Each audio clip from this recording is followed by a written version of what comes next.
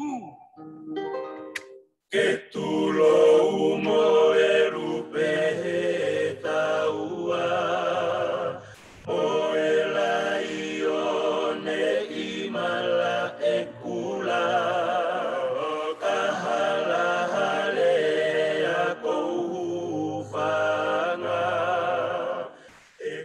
lele kainga ofrina, and welcome everyone to our Pasifika webinar series. The Pasifika webinar series is a continuation of the Pasifika Scholars Summer Institute that bridges culture, community, and education through Talanoa, and intends to amplify our Pasifika community's voices, as well as provide resources for higher education at the University of Utah. This Zoom webinar will be moderated, recorded, and offered later on our YouTube channel, the Pasifika Archive. Special thanks to Dr. Kehaulani Vaughn, our faculty advisor, Kalei Tuijubo, and Kaimana Kahale for bringing this webinar into all of our living rooms.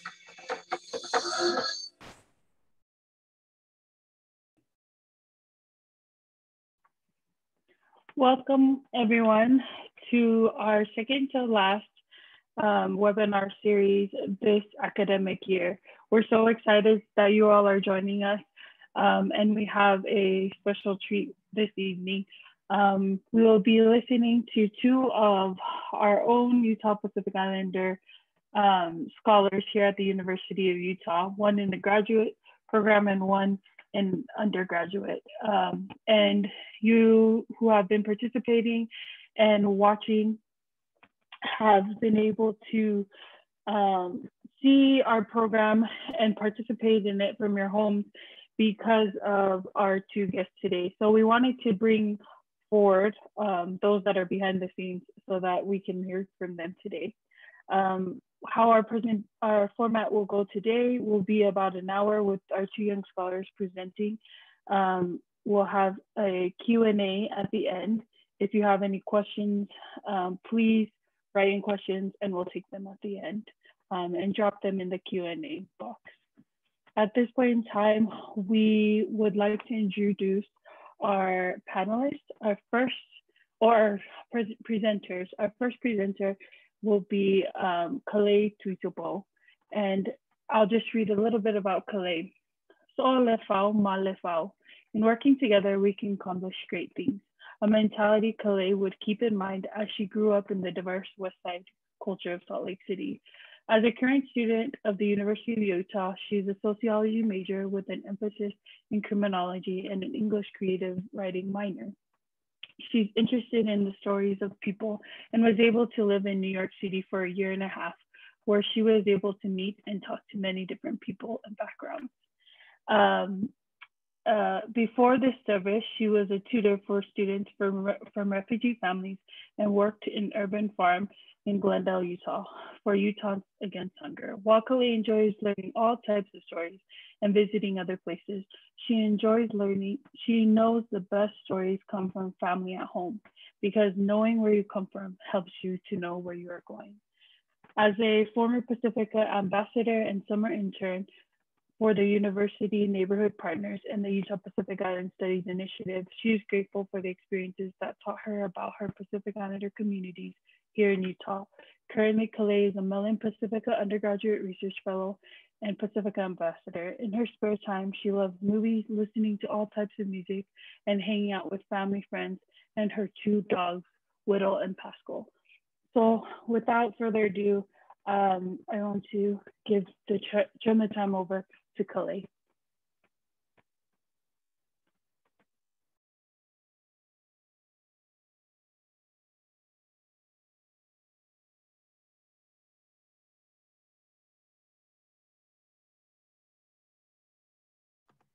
Oh, thank you, Moana. Sorry, I had like technical difficulties for a second. But thank you. I'm glad to be here and to present to everyone. Like Moana said, I've been like behind the scenes, so I'll just be presenting today, so I'm excited. I'm just gonna share my screen real quick.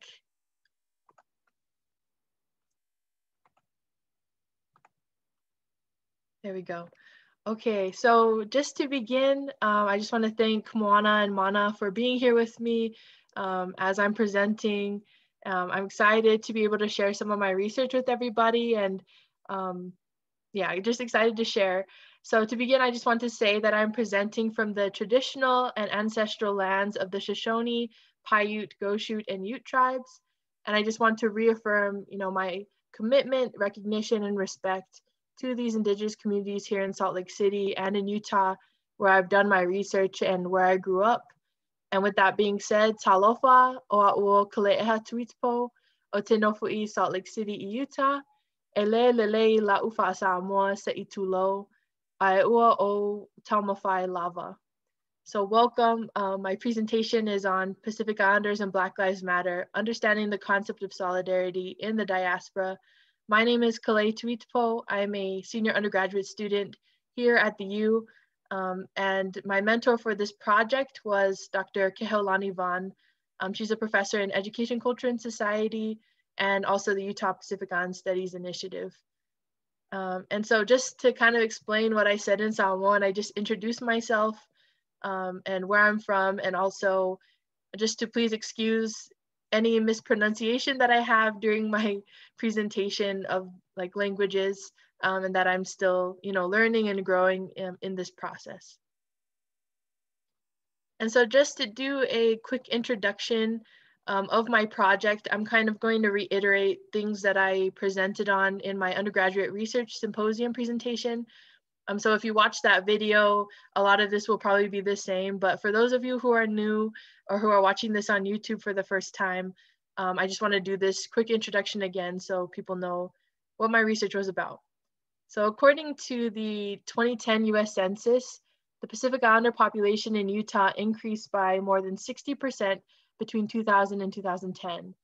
And so Pacific Islanders residing in Turtle Island or North America bring not only themselves and their families, but connections to Oceania in the past and present sense. So they bring with them a rich genealogy, culture, values, traditions, and a sense of identity in who they are. So while Pacific Islanders have an identity at home with their families, because they live in the diaspora or because we live in the United States, we live in Utah, they are also a part of a broader community.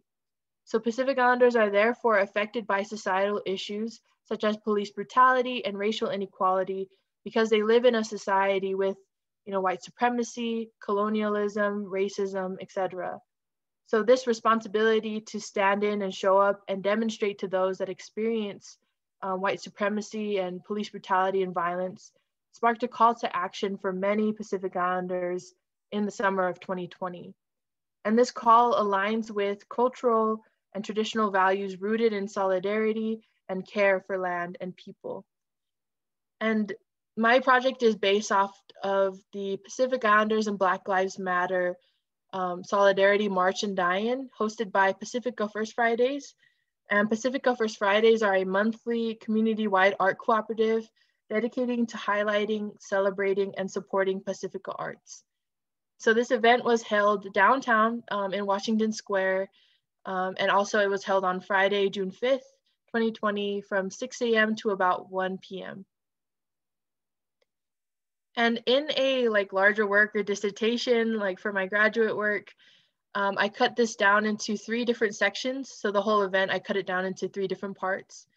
And I'm hoping to kind of dive in deeper and into more detail about this whole event and also other social movements. But for my undergraduate research, I mainly focused on the last part. So the event began with, in section 1, as you can see, Pacific Islander and African American speakers speaking on a variety of topics. And they did it through, spoken word, through talks that they wrote, by sharing names or statistics and different things like that. And then the next section is about the die-in. So the die-in is that we all laid on the ground for 8 minutes and 46 seconds in light of George Floyd's case.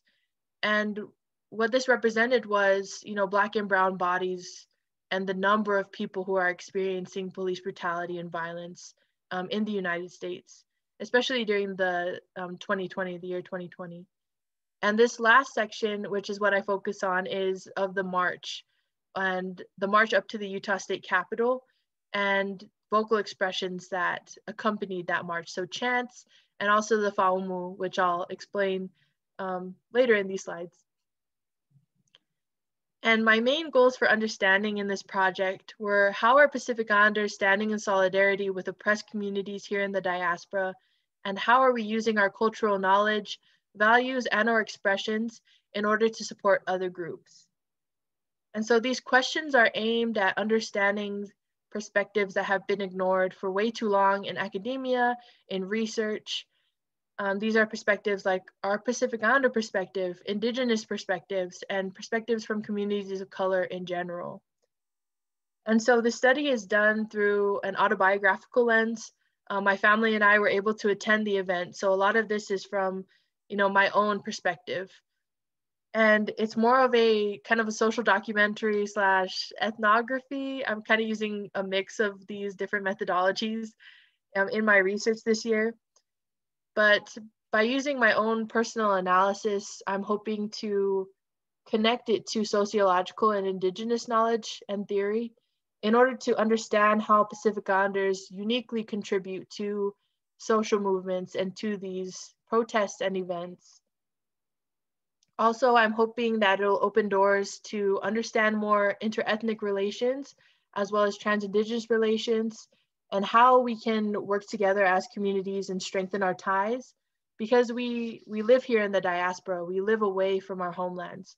So how can we work together here in Utah? Also, this research is to understand better ways to conduct activism and research.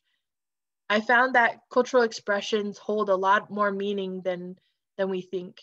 We don't just do it for fun. We don't just do it, just because. We do it because it means something and it expresses a story or something that we want to tell during that event. And so I wanted to understand how Pacific Islanders are bringing our cultural identities and our own identities to these events to enrich the space and to strengthen relationships with one another. And I'm hoping that this will help us to understand how we can have better and more inclusive social change.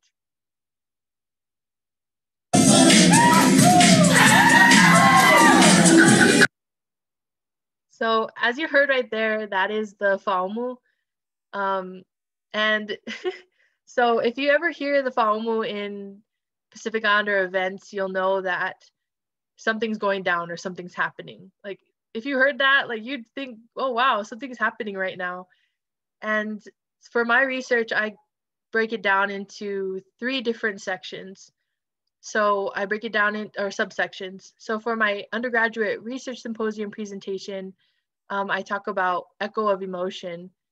But for this presentation, I'm going to be talking about interconnection. And so in the previous slide, you heard what the Phalmu was about, but I'm just going to define it real quick in case the sound wasn't working or something happened. But according to G.B. Milner's 1966 Samoan dictionary, the Phalmu is giving a characteristic cry, kind of yell or whoop, uttered when one is violently angry, when challenging someone to fight, when feeling particularly lively or happy as in the course of dancing, or on serving taufolo to a chief or honored guest, when it is good manner to let it be heard. And so the Phalmu and this other term that I'll introduce have its origins in Samoan culture. And the Phalmu is a more slang or kind of like newer term. And so the traditional term is actually ususu. And Councilman Jake Fitisamanu gave me like the best definition of this.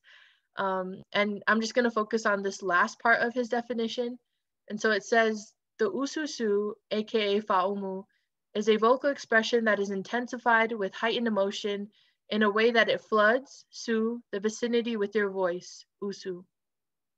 And I love that definition because, as I said before, when I was talking about the questions that I had, our cultural expressions mean so much. They have so much meaning. And so we see here, it's a vocal expression. Okay, it's a shout, it's a yell, but it's intensified with heightened emotion. So there's a story there, there's emotion there. And then in the way that it floods the vicinity with your voice, it's flooding that space so that we know that story and we feel that emotion through this vocal expression. So I just love that. That was super cool to learn. And with the traditional and historical uses, the Phalmu has been used in celebration, in times of war or conflict, communication in chiefly gatherings or in gatherings in general, and has also been used with a lot of spiritual meaning. So it connects to stories of prosperity, plenty, food, water, and hope. And these meanings translate to the modern uses as well. So we see it in celebration like weddings, graduations, and parties. And I found it cool because in weddings, it's celebrating a union, but also celebrating a reunion with, our families and our friends all being together in a space. And with graduation, it's celebrating accomplishments and also a reunion as well. And it's also been used in confrontation or conflict with sports, as well as music and dance, and we also see it in protests. And to kind of give a background of what happened and why these events were happening and unfolding during the summer of 2020, I want to turn to Mapping Police Violence, which is a database that collected statistics from this summer and also the year 2020. And so they say 1,127 people were killed by police in 2020. And out of the 1,127 people, 28% were African American. But the African American community only makes up 13% of the US population. And so if we look at, this database or even other databases and just news articles and things that we saw on television and through media, we can see that there is a large disparity. And there's a large disparity with, according to race and class, with the African American community, but also African American people who live in lower income areas are experiencing heightened police brutality and violence. And during the event, we were remembering names such as George Floyd, Breonna Taylor, Elijah McClain, and many, many more. And also locally, Bernardo Palacios, Darian Hunt, Bobby Ray Duckworth, and Siale Aguilar are just some of the few names that were experiencing the police brutality and violence, or who were killed by police. And so, we as Pacific Islanders were sitting down with our families and watching this on television and experiencing, we were seeing these things happen and the violence happening. And we were wondering, what could we do? How could we help? How could we serve and make things better? And so the Pacifica First Fridays event was in direct response to the violence that we were witnessing. So using their platform, they dedicated this first Friday in June to create a social space where we could connect and talk about solidarity, unity, and the next steps for healing. And so looking deeper into this event, I wanted to know how we as Pacific Islanders were participating and enriching these spaces and relationships. And I found a critical way to be the Phalmu.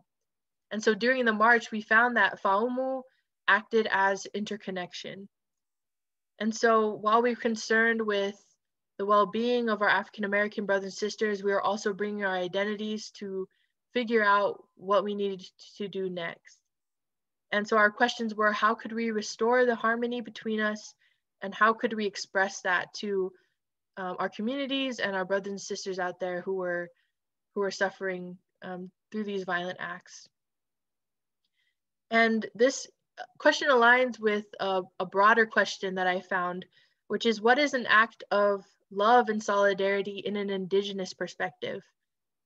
And so while I was reading Dr. Linda Tuijubo Smith's book, Decolonizing Methodologies, Research, and Indigenous Peoples, there were 3 Indigenous projects that she mentions that stood out to me. And Indigenous projects are reclaiming, reconstructing, and reformulating Indigenous culture and language in research, as she mentions in her book.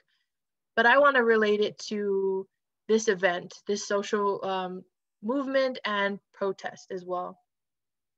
And so the first Indigenous project is protecting. And I'm just going to say a quote here from Dr. Smith, which says, quote, "It protecting can be as real as land and as abstract as a belief about the spiritual essence of the land." So the presence of the Phalmu was an abstract act of protection. And as mentioned in its history, the Phalmu has been used in confrontation and war and in fighting. So while this was a peaceful protest, the Phalmu symbolically acted as protection for our group. And in a sense, it was our armor against the wrongs that were done to our communities. And also the Phalmu symbolized our commitment and responsibility to protect, to watch over, and care for our African American communities and brothers and sisters during this time. And this leads to the second project, which is restoring. And from the book, quote, "Restoring is a project which is conceived as a holistic approach to problem solving. It is holistic in terms of emotional and spiritual and physical nexus, and also in terms of the individual and the collective, the political and the cultural." So while the Phalmu was also meant to show protection, it was also a way for us to restore well-being spiritually, emotionally, physically, and materially. So through the Phalmu, we as a group found healing by restoring pride and purpose. We also found healing by being together as a holistic group and spreading awareness about the pain and grief that were experienced by our communities. And so I just want to point out my little cousin here, super cute with the sign that says, "I understand that I will never understand, however I stand. Pacific Islanders for Black Lives Matter." And I loved that sign, and I love this picture because it really speaks to the project of restoring. So while we may not understand specifically what people go through, maybe we don't understand personally, we can still stand together and we can still be there and show up and demonstrate. So I really love that. We can still restore and have that project with us. But also on the right, we see a photo of prominent leaders that were on this event. So Moana Ho Ching from Pacifica First Fridays, Ray Ducksworth from Black Lives Matter Utah chapter, as well as Lex Scott. And we see us all working together, being in the event. You know, I saw a lot of people communicating with one another, talking to each other, sharing stories, sharing experiences. And I found that to be very powerful. And then the final project that I want to talk about is celebrating survival, or Survivance, as it's called in the book. And this is the act of celebrating survival or resistance through performance or expression. And so the Phalmu is mostly used in celebratory contexts, like I said, with parties or with weddings and graduations. But we were also celebrating in the march, we were celebrating our unity and solidarity and love. And we were also celebrating our survival through the hardships that we were experiencing. And I think this quote really exemplifies that celebrating project. This is a report by Tamara Vaifanua of Fox 13 News. And it says here that Verona Maunga said, "There is that strong connection because this is about being kind, good humans. It's about taking care of each other and supporting each other. The feeling is mutual." Lex Scott said, "I don't know if the Pacific Islander community knows that Black Lives Matter Utah is here for you as well." And I love that. That just speaks to interconnection because it says the feeling is mutual. We were working together. We were celebrating. We were protecting. We were restoring. And by using the Phalmu, we were introducing our cultural expressions to show that to one another. And this is also another quote by poet, actor, and activist John Trudell.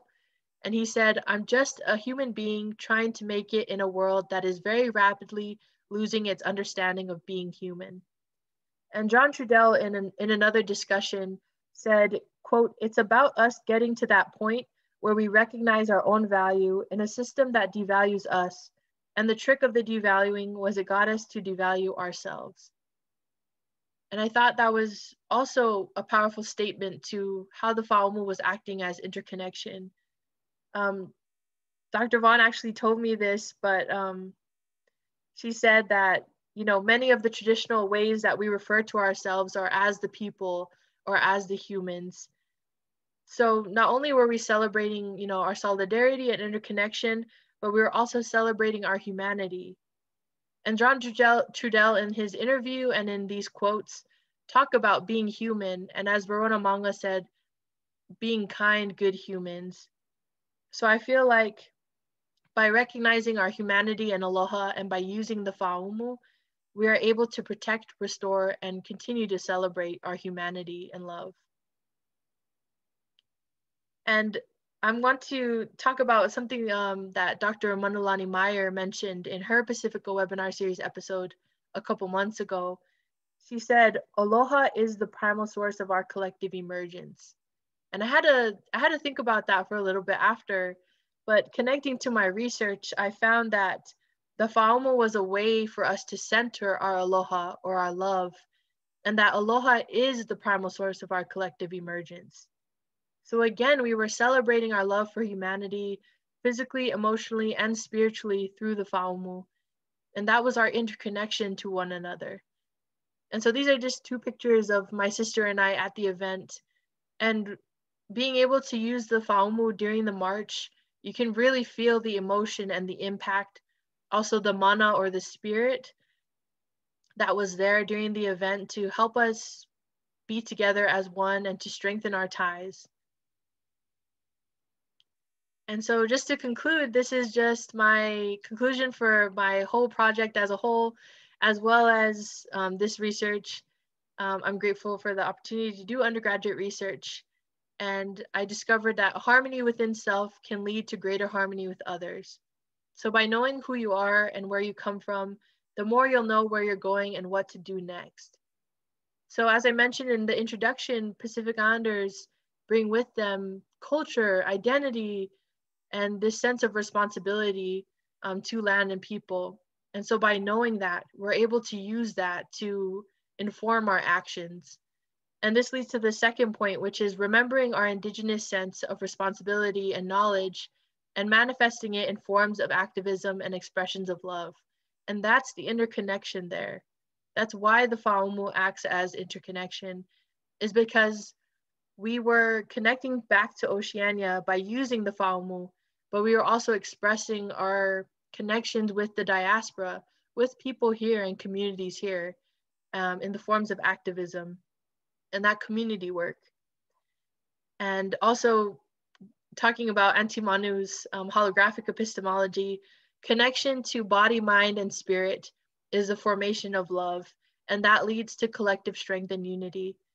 I've been learning about social movements lately, and there's a term called resource mobilization, talking about how resources come together to mobilize for social change.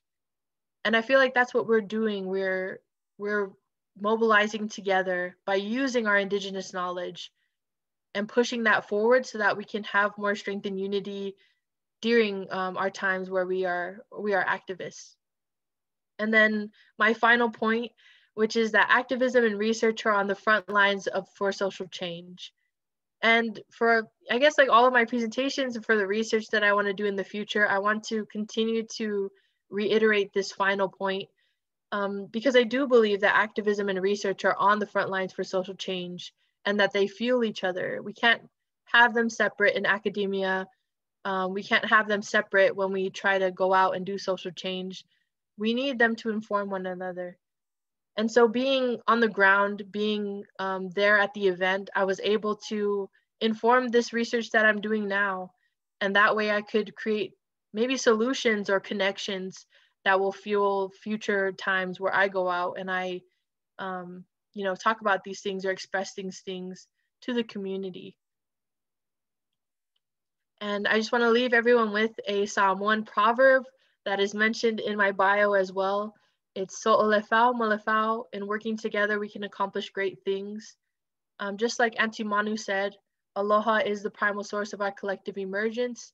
And as we move with love, as we move with that knowledge of, our identities, who we are, we're able to connect and do great things with that, but we can do it together.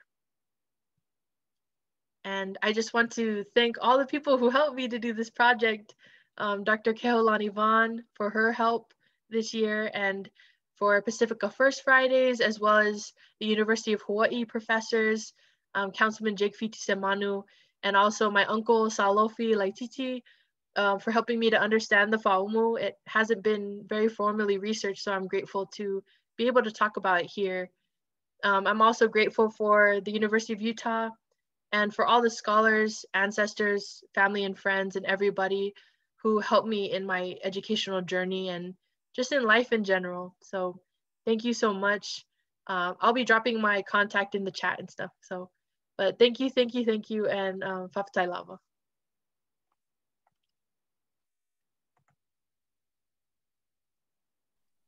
Thank you, Kalei. We're so grateful that you're able to share your research for this year.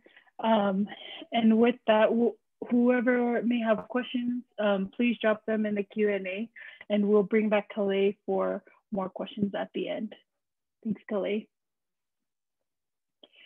Right now, we will be hearing from Kaimana Kahale, and Kaimana Kahale is a graduate student in the University of Utah's Education, Culture, and Society program, as well as a research assistant through the Utah Pacific Island Studies Initiative.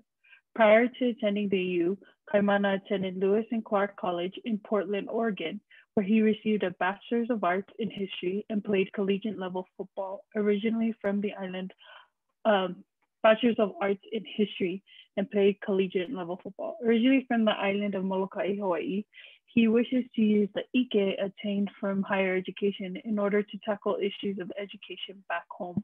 While in Hawaii, Kaimana works as a substitute teacher, a summer school instructor, and coaches various middle and high school sports.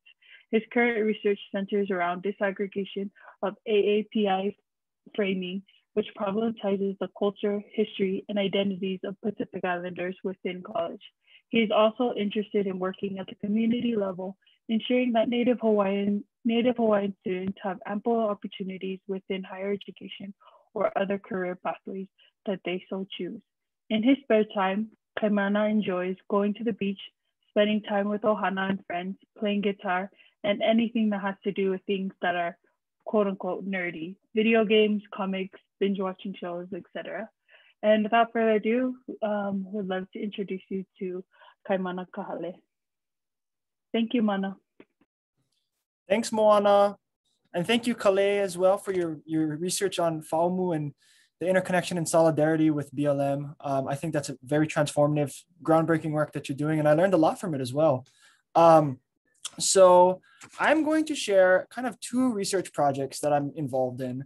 I was deciding whether or not I wanted to share one or the other, but it just, the way that my PowerPoint was going, I was like, why not just share kind of both of them that I was doing?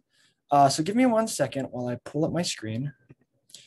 And thank you folks in the audience for attending today's webinar series. Again, usually Kalei and I are behind the scenes doing either technical or pushing out information. So it's a pleasure for us to, come forward and share some of the stuff that we're doing. I'm going to be sharing two kind of projects that I've been working on. One, Moana kind of alluded to in my introduction. It's kind of this Asian American Pacific Islander framing that we see not only in higher education, but a lot of different facets in our society. And, it can be kind of problematic, I think, when we look at it, especially in higher education. And the other is something that is completely non-related to the higher education in Asian American Pacific Islander framing, and that's on Amakura. I will get to that in a bit, but yeah, let me get started. So I'm pulling from a lot of different sources for the first part of my project on the framework of Asian Pacific Islanders. A lot of work from Kehalani Kawanui. She has an op-ed piece, Where Are All the Pacific Islanders in Higher Education, that kind of jump-started my research, but also work by Rick Bonis, specifically his book, The Ocean in the School, which talks about how Pacific Islander students in particular are kind of transforming the educational landscape at the University of Washington. I'm also looking at, of course, work by Dr. Vaughn, McGregor, Poon, Wilson Hokuitu, a bunch of scholars. In addition, I'm also kind of looking at some census records from the US Census records and statistical data. I'm looking at some workshop and strategic plans. So some of them coming from the National Commission on Asian American and Pacific Islander Research and Education, and the Asian American Pacific Islander Coordinating Committee of the National Science Foundation. A lot of words. And then, of course, I'm also kind of centering this research around universities within the Pac-12. So specifically like our own University of Utah, University of Washington, UCLA, a bunch of schools within the Pac-12.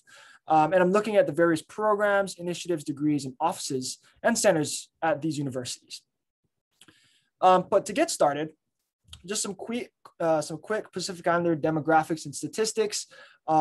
So, when we think about Pacific Islander, they tend to be the groups in Micronesia, Polynesia, Melanesia, and Australia. But even then, right, that's kind of problematic. What is considered a Pacific Islander is a big question all the time.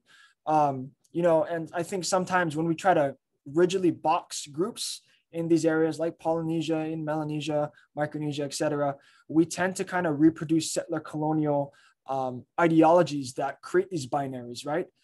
So there's a lot of different Pacific Islander scholars that have been kind of breaking ground on who is considered Pacific Islander. Apele Haofa talks about the Sea of Islands, right? And being this interconnected,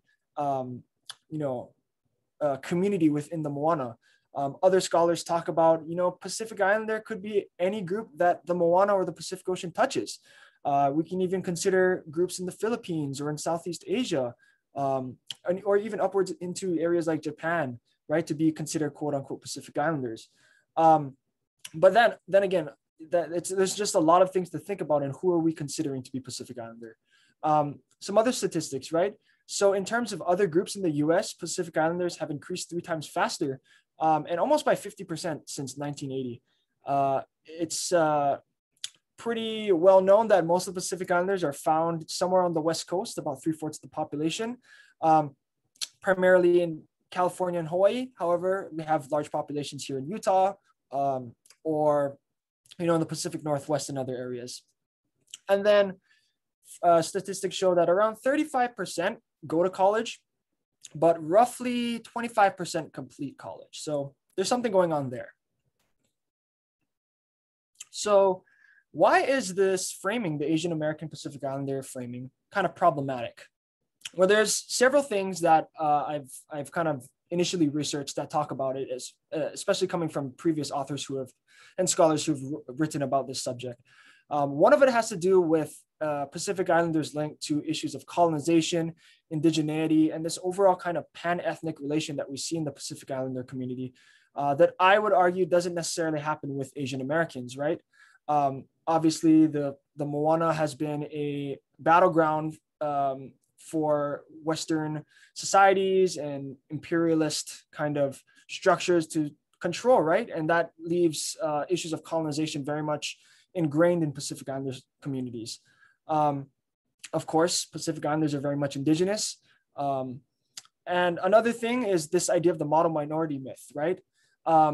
Typically Asian American model minority myths center around them being like this elevated, well-rounded, almost overachieving academic individual. And that's not necessarily something we see with Pacific Islanders. The stereotypes that we usually see are either the noble savage or kind of like this hyper-masculine, barbaric individual. But again, that's not to say that model minority myths of academic overachievement aren't something that we see with Pacific Islanders, but it tends to be more within the scope of Asian American students. Of course, there's universalization, right? Because, there's quote unquote small Pacific Islander percentages of students within schools and within society. They kind of just get lumped up together as being one homogenous group when obviously there's so many different types of Pacific Islanders.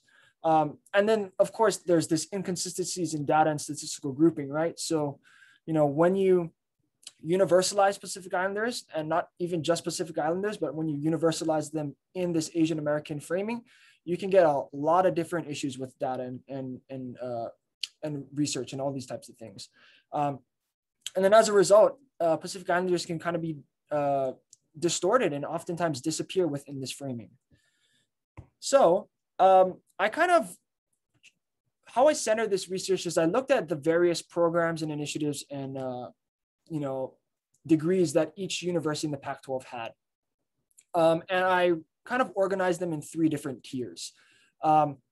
And before I continue, I want to make it very clear that this is not some like taking shots at universities. This is not in any way to, demoralize what universities are doing, but rather to show some model examples of what some institutions are doing to foster Pacific Islanders in higher education.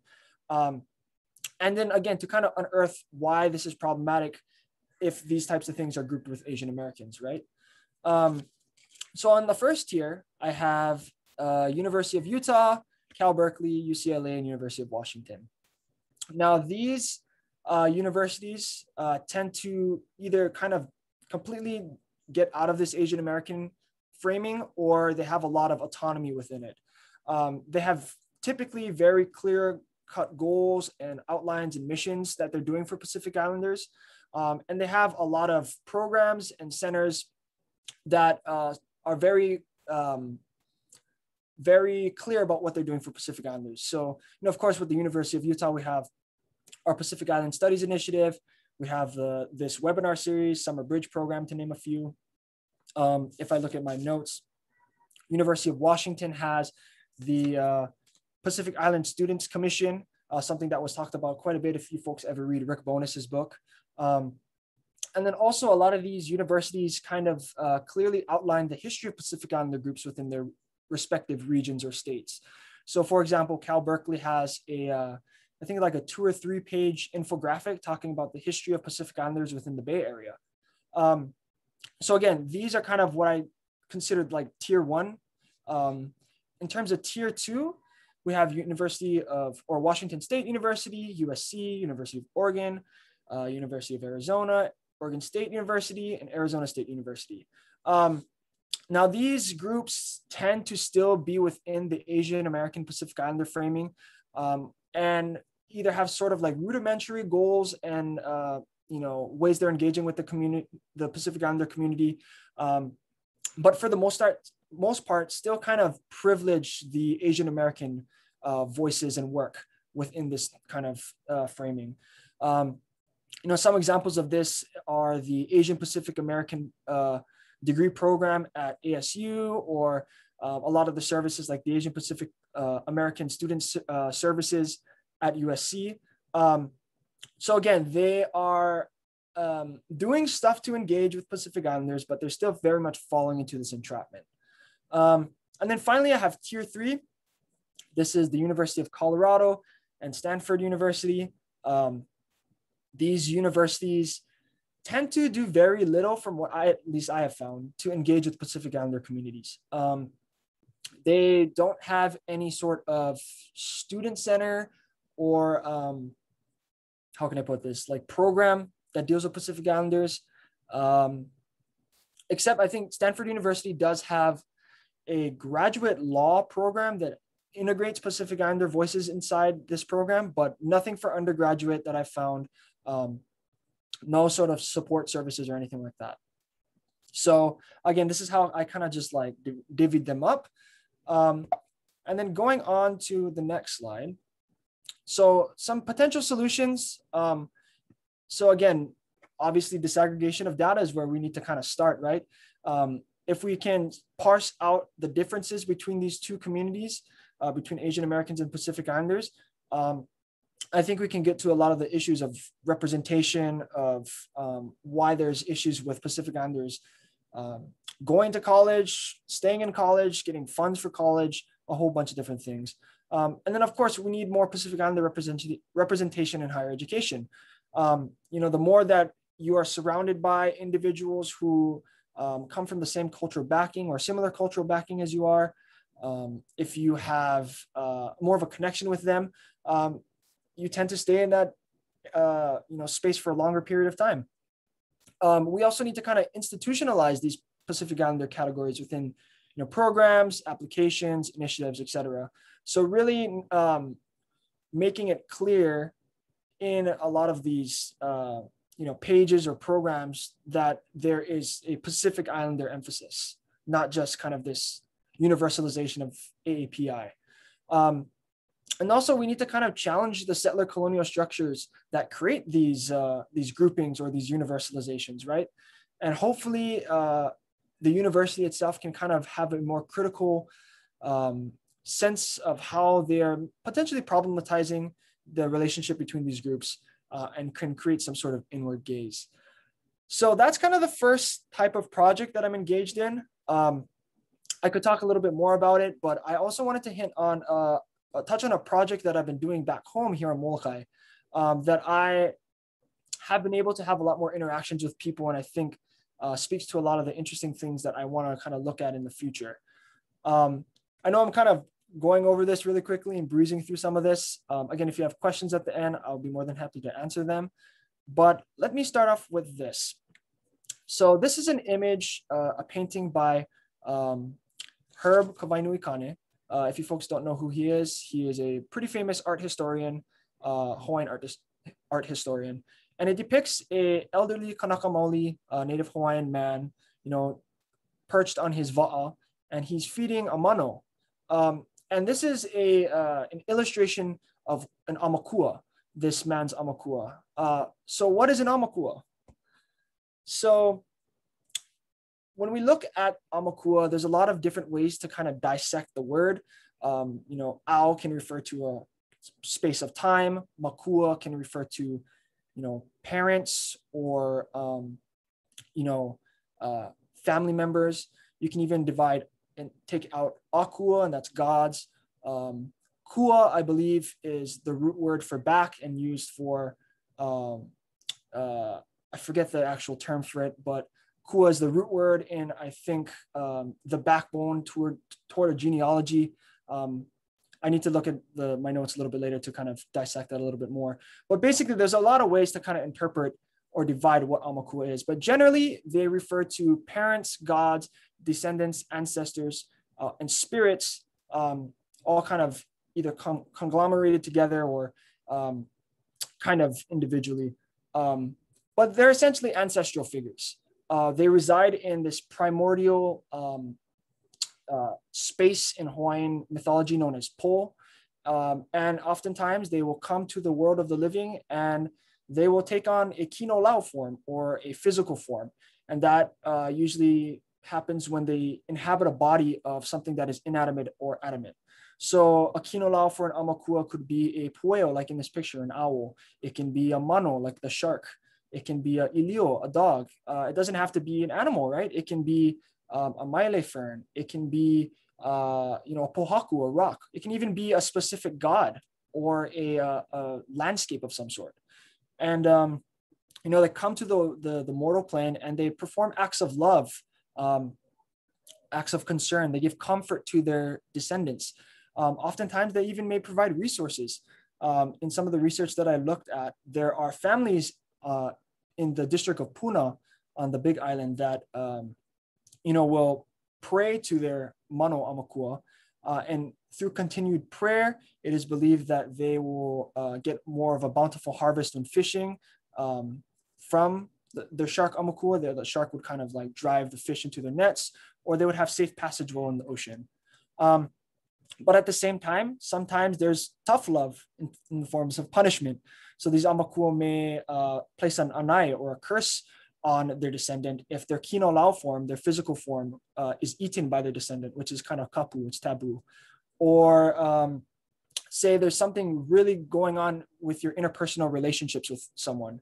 A Amakua may place a punishment or anai on you if that's happening.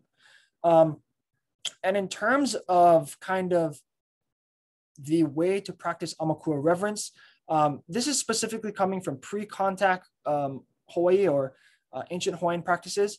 A lot of it had to do with just consultation with Amakua.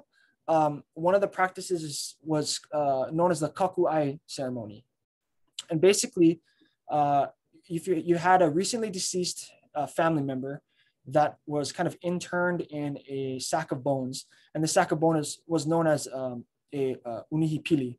And the unihipili would go to the kahu, the priest, and the kahu would kind of hold on to it for a bit until it was the right time for that unihipili to become an Amakua, which meant that that ancestor would be able to go into Po and fully become an ancestral spirit.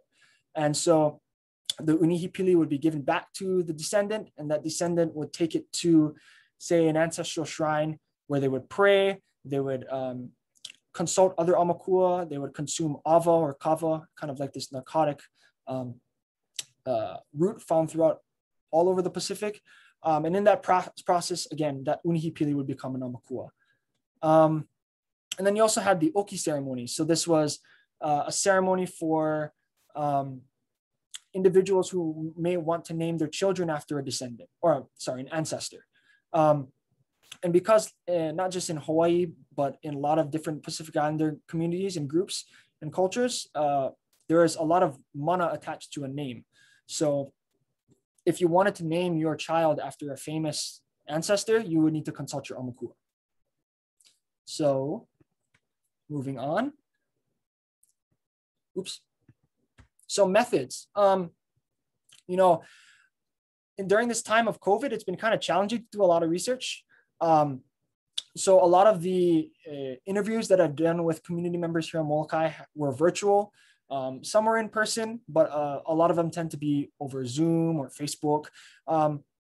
And it was kind of done in a very much informal kuka talk story, Talanoa, like we're doing right now, session where, I would say like a good half of the interview was just talking story and checking in with that individual. So, seeing what's the latest with their family. Have you been seeing things on the news? How's it going? Right. And in that discussion, we create rapport and comfortability to get to kind of these very personal stories and thoughts on Amakura. I listed here that there's limited scholarship and information on Amakura because it is inherently personal. It is inherently familial.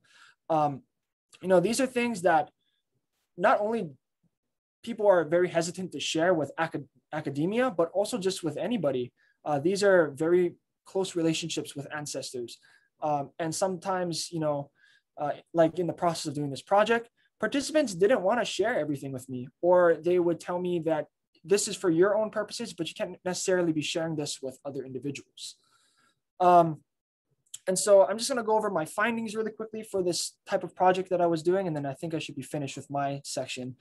But I kind of structured my discussion with these individuals, with my participants, in kind of 3 different levels. The first was, how did you come to know your Amakura? The second was, how do you practice Amakura reverence? How do you respect and practice communication with your Amakura, right? And the third was, obviously, if you look at the history of Hawaii and a lot of different indigenous culture, this is pretty straightforward, but there has been a lot of effort by Western society, and particularly with Western religions such as Christianity, to kind of abolish everything that has to do with that indigenous group's mythology or religious beliefs or customs, right? So my next question was to follow up and say, does your Amakura practices and beliefs butt heads with any of your modern day religious beliefs, since many of the individuals I talked to were Christian, or, what was their understanding of that relationship? So to get right into it, when talking about how individuals kind of came up with their Amakura, how they learned about it, it came in kind of 2 different ways. Some of the participants said, it was just kind of like stories I heard growing up. It was inherently part of my own household. There were stories that I was told by my tutu or my uncle or auntie. Before I would go to the beach, my parents would tell me as I go out the door to make sure I commune with the Amakura or pray before I go into this space so that I have safety or something like that. So that's one element, right? They were just very much ingrained in that sort of culture upbringing that made Amakura very much kind of a part of their lives. And the second were kind of like these transformative events that a lot of the participants kind of felt they had. Some of them shared kind of extraordinary events where there was one man who was paddling his va'a, and his boat capsized and it started drifting off, and he claimed that he saw kind of a monofin out in the distance, and was very much scared. But to just quickly talk about his story, he was eventually kind of saved, and he believed that that indication of seeing that mono was a way for him to kind of be protected in that kind of scary event. So these types of transformative events allowed these individuals to kind of understand their Amakura. And then there was a couple individuals that talked about, like, I'm still in the process of discovering my Amakura. I had one who talked about how, you know, there are times when she felt drawn to an experience that might have been related to an Amakua, but it didn't feel right. And this theme of feeling right with your Amakua is something that was across the board in a lot of different participants that I talked to. In terms of kind of how do you practice Amakura reverence, again, there's kind of two ways that the people I interviewed talked about this. One was very much active communion, right? Going out into a space and actively trying to find their Amakua or communicate with them. I had somebody say that they would kind of sit in their porch in the backyard and play owl sounds to kind of hopefully attract the pueo. Or there were times where, you know, someone would just go on a straightforward path where they would see their Amakua frequently and hope to get that chance every time they walk that path. And then on the other side, there were individuals who are really much kind of hoping that these things just happen naturally, right? They don't want to seek out their Amakua in ways that could potentially can be seen as, how do I put this? Like intrusive. They felt that, you know, just respecting them, praying to them, and practicing kind of in interpersonal relationships and strengthening those were a way to kind of be able to revere your Amakua. What was unanimous, though, was that most participants did not practice any of these sort of like pre-contact ancient Hawaiian ways of Amakura reverence. So the like Kaku'ai ceremony that I talked about, or Unihipili, it was mainly just through prayer and kind of actively seeking out things. And also not necessarily in the Oki ceremony per se, but a few of my participants talked about how they would pray to their ancestors if they wanted to name their children.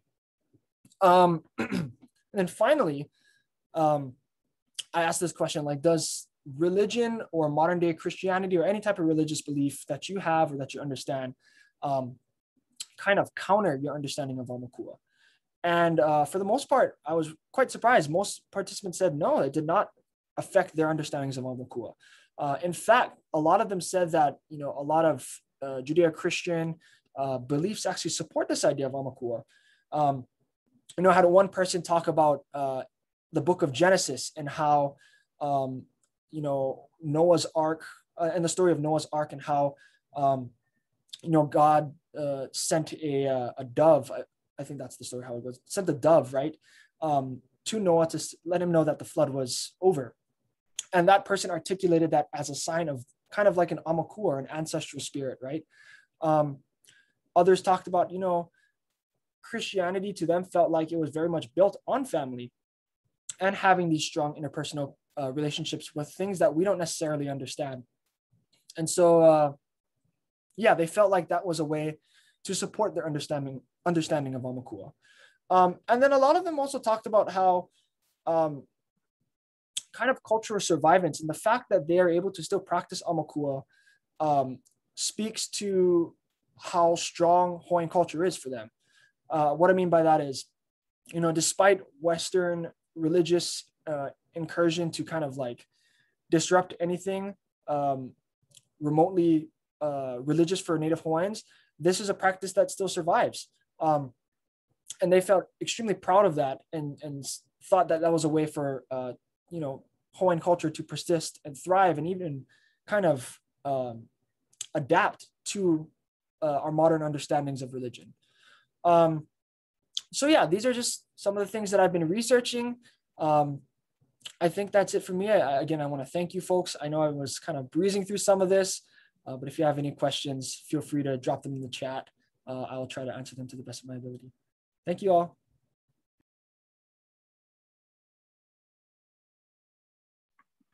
Thank you, Mana. I want to thank Mana and Kalei for all of the insights that they've provided. We're going to transition into a Q&A right now. I'll funnel the questions if you will drop them in the Q&A box. But before we start that and get into a deeper conversation about y'all's research, what is your favorite PI band? We've been asking everybody, so this is the first time we're going to be asking you two. Oh, I can go first. I so I'm gonna put in a plug for my family real quick. But my family has a band. It's called Smiling Souls. So if you're in the local area, they still perform. Just hit me up. But yeah, anyway, I just felt like I needed to. But I think my favorite PI band right now, or just like artist, is my little cousins and sister keep putting me on to Sione Toki.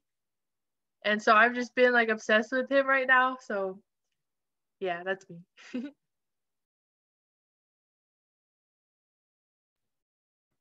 So now that we've been doing this webinar for several months, I've been able to like really think about this question.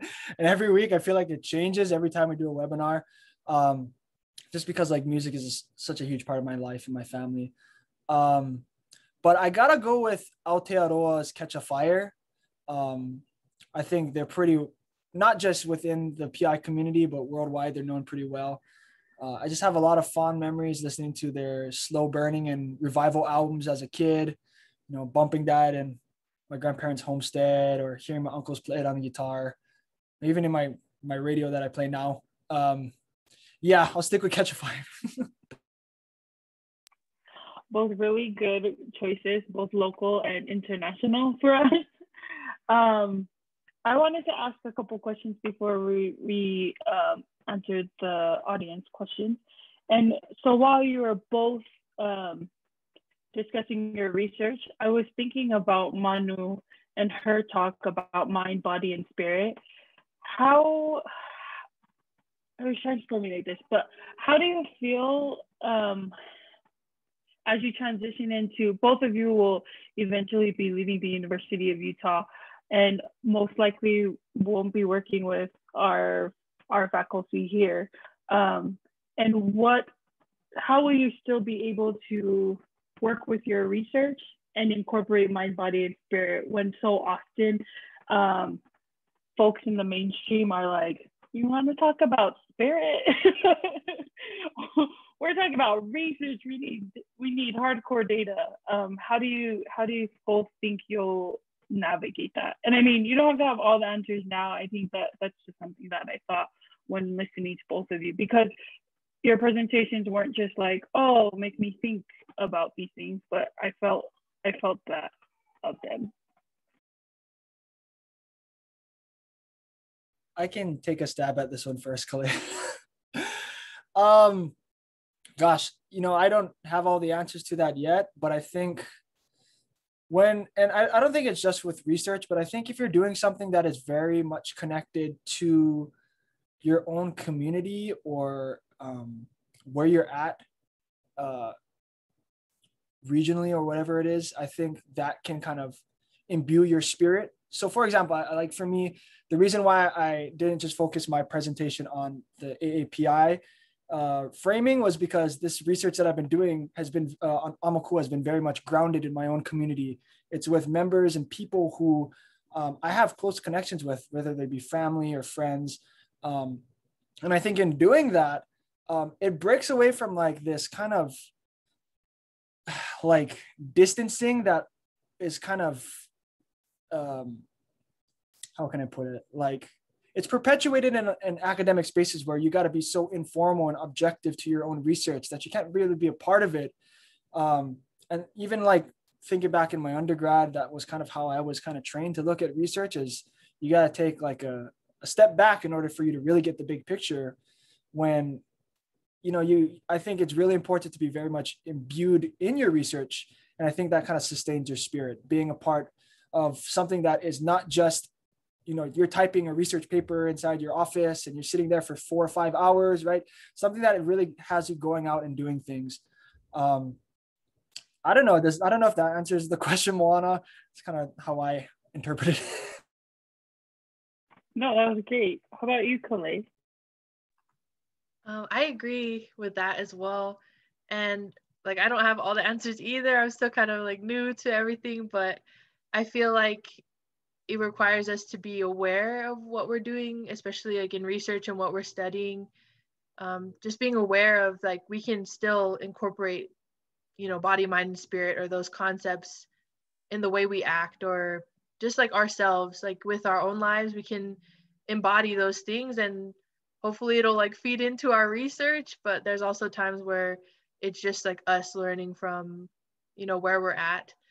And so, yeah, I think it's just being able to recognize that in our own study and research, and then just kind of like plugging it in there wherever we're at and like whatever we're doing. So yeah. So along those lines, how has your own life or your own educational journey brought you to your current research?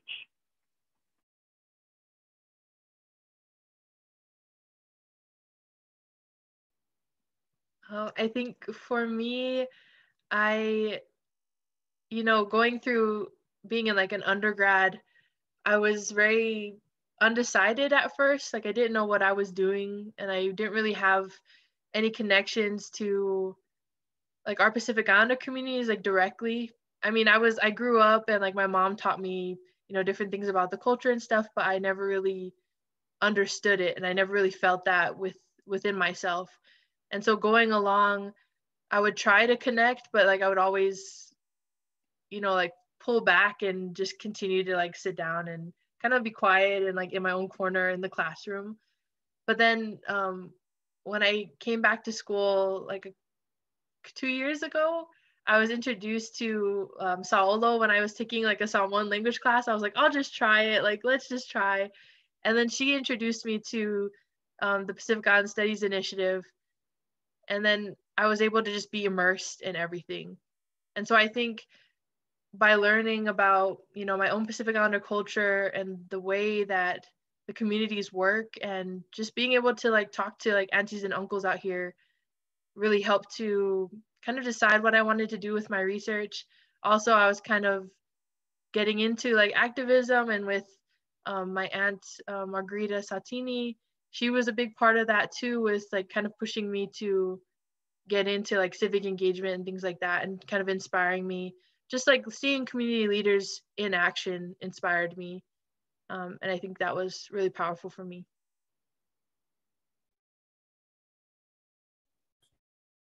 Yeah, I think for me, I am still in this process of figuring out exactly what I want to research. I have my hand in a few different projects, and I have connections to both of them. A lot of the experiences that I had as a Pacific Islander within higher education and undergrad, especially with the feelings of being invisible, even going to a small liberal arts college and still feeling that type of like that invisibility, that I feel like that kind of drove the AAPI framing project that I'm doing.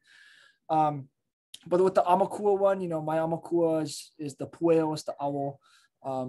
It's a huge part of my upbringing here on Molokai, you know, where my grandparents live, on our homestead. You'll see owls all the time. I remember going home at like 12 at night after having dinner with the family and just seeing like 3 or 4 just go by the car as we're driving. Those are very like direct answers to that question. But, you know, I think for me, I'm in this process of discovering my research. One, because, you know, up until like before I came to the U, I wasn't even sure if I was going to be able to go to grad school, much less if I even like, I don't know, had the capabilities to do it. Something that I still honestly struggle with now. But, you know, I think in the process of self-discovery and of course, during this crazy time of COVID where, you know, I've been here in Hawaii for an entire year doing things virtually, and haven't set foot in Utah yet. So I think with all these different things being merged together, I quite honestly still in this process of discovering like where my research niche is. Yeah. I think that's so important too. I think both of you are like, oh, I don't know all the answers too, and even from an undergraduate perspective and a graduate student perspective, I think it's important that you all are like, I'm in process, because I think that sometimes we're always like, we should already have all the answers to be in graduate school. But then I'm like, wait, wasn't the point of graduate school to learn about the things that we want to learn about and maybe possibly research them for a dissertation? So thank you for sharing that. I want to move on to a couple of questions in our Q&A box. They're from yours truly. Dr. Vaughn had some questions for both of you. So Kaimana, have you thought about how folks in the diaspora can engage with their Amakura or engage in those conversations or get engaged in those types of conversations? Yeah, to be quite honest, I haven't really put that much thought into that question, but I think it is something really important to kind of bring up. And a constant theme that like I said, that I've been seeing in my research is how strengthening interpersonal relationships, strengthening your connection with your family, your connection to place, is a way to show reverence and respect to your Amakura. And in simple terms, Amakura, they're really just your ancestors, right? How are you showing respect to your ancestors? Well, it's being a good person with your peers and your friends and upholding those cultural values that you were brought up with, right? It doesn't need to be so clear cut as you going out and finding a bird that's your Amakura and trying to talk to that bird, right? You know, and another thing is, you know, as my research has kind of shown, right? Culture is very much fluid and dynamic. A lot of the practices that my interviewees are doing were not the same as pre-contact Hawaiian practices for revering Amakura. They're very much different. In fact, most of them haven't even didn't even know what I was talking about when I asked them about it. So that just goes to show that there are a myriad of ways for you to, you know, practice respecting your ancestors, your Amakura. And it doesn't need to be through a very clear-cut way or a very specific practice.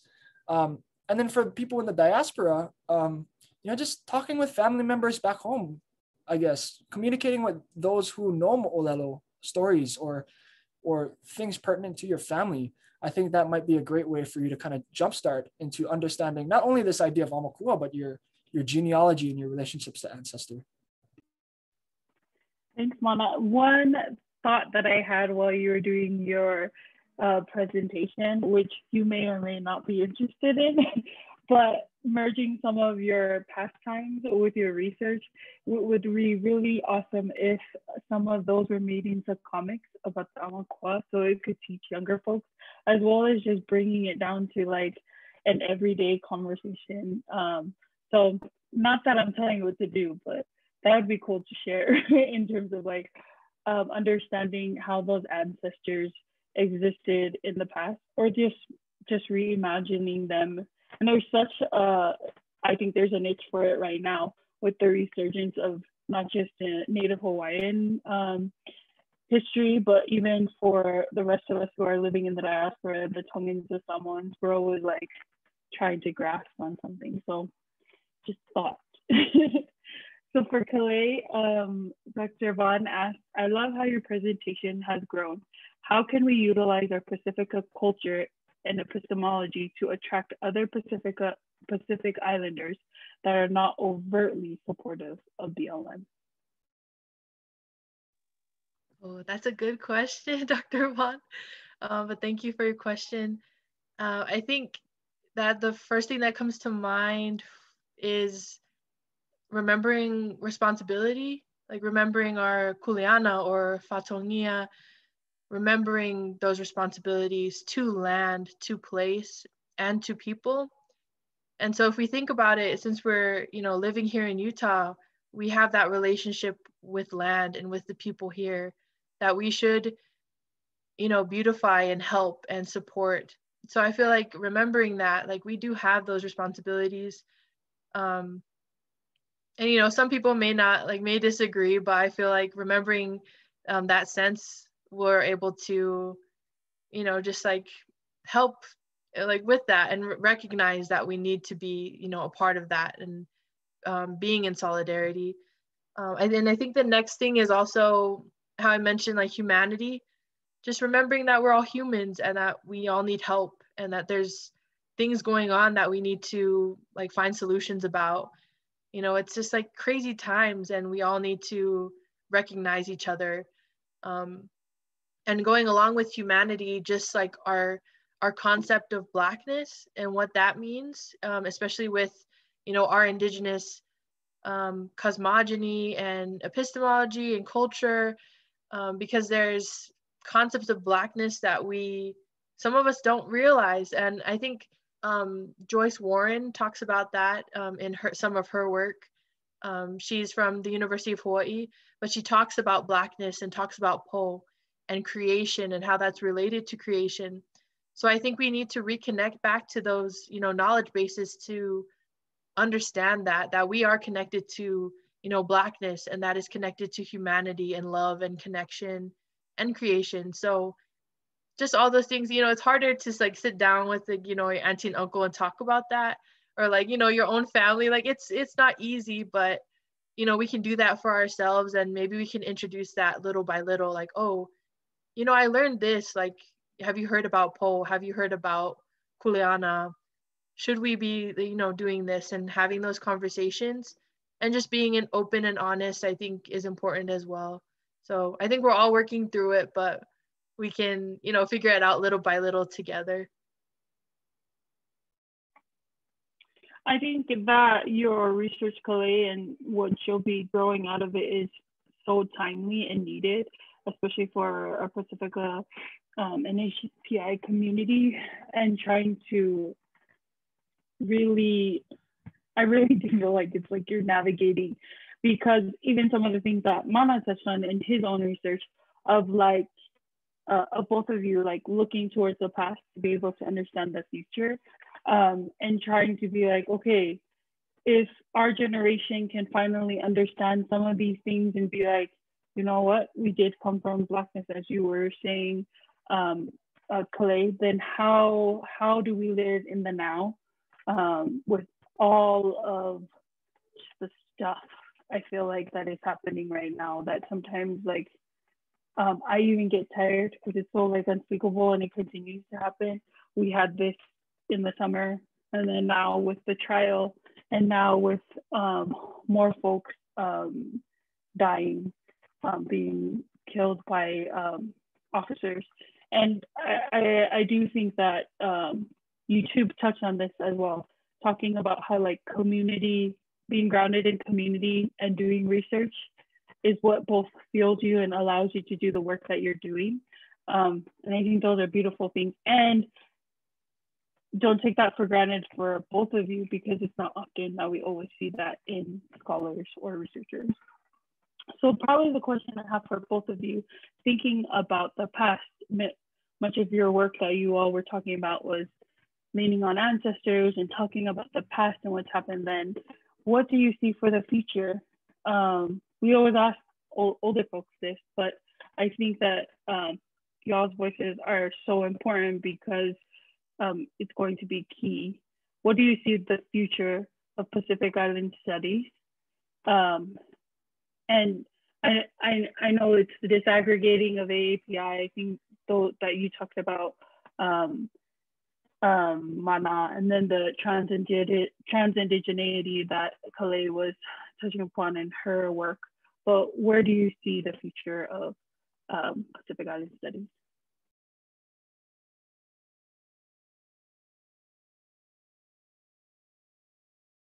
That's a loaded question, Mona. It's something I've been trying to think about for a long time, and I don't even know if I have a clear-cut answer to it. I think maybe what is your hope for it? Yeah, I think my hope for Pacific Islanders is for our community to reclaim space that we might not have or we might have lost. I'm not just talking about in higher education or just in education in general. I'm thinking about, a lot of things that are going on in my community with water issues, with land management, with resource management, very just ground level things, right?